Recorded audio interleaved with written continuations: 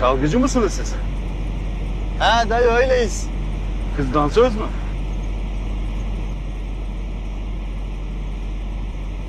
Yok dayıcım şarkı söylüyor. Bana bak. De bana. Kaçırıyor musun yoksa sen bu kızı?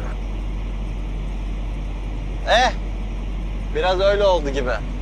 Yok ne saçmalıyorsun? Asiye ne diyeyim şimdi adama burada? Ne diyeyim? Bana bak. Seviyor seni.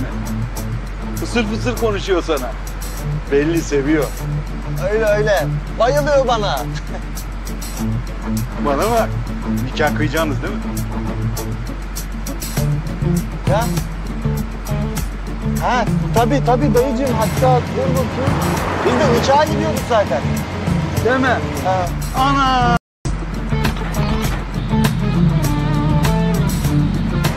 Çok şükür hızlandı.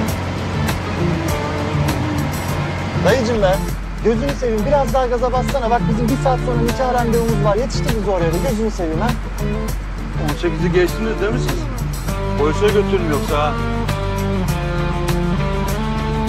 Geçtik amcacığım geçtik, sen devam et. Hadi bas kızım, oldu hadi hızlı. Tamam. Yetiştireceğim ben sizi nikaha. Korkma kızım.